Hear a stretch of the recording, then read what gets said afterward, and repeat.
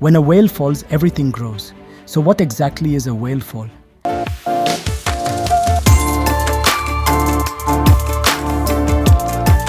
It turns out that whales are born with a special ability to sense their own death in advance. When a whale receives a notice of death, it will quietly leave the colony. Swimming alone to a quiet sea? What's it doing here, waiting to die? Not really. It's here to perform the most romantic of death rituals. The whale will use its last strength to jump up on the surface of the sea. It must look good and have a good posture.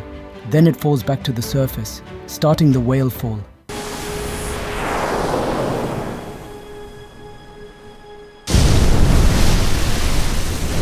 At the moment when the whale makes its last impressive move and falls back into the sea, the whale closes its eyes and stops breathing. It passed away peacefully. Then the whale's body will slowly fall from the surface to the bottom of the sea. This is the whale fall. From here, the stage of life begins. Sharks and eels will be the first to notice. So when the carcass sinks, they rush in to eat it. Because the whale is so big, it would take months for them to eat it all together. When the carcass hits the bottom, the crustaceans come in. They feed on the proteins and organic matter in the whale's body.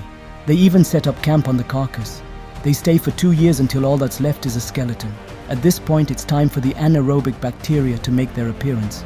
They'll burrow into the bones and break down the lipids inside, producing hydrogen sulfide that smells like rotten eggs. And that's not all. The whale's remains will eventually turn into a reef, a habitat for creatures. Even after the whale's body is gone, its skeleton sticks around and becomes a cozy home for all sorts of underwater critters. It's not until 100 years later that the last molecules of the whale are completely broken down. In that century, whale carcasses have provided survival and employment for at least 43 species and as many as 12,190 organisms. A veritable one whale falls and all things live.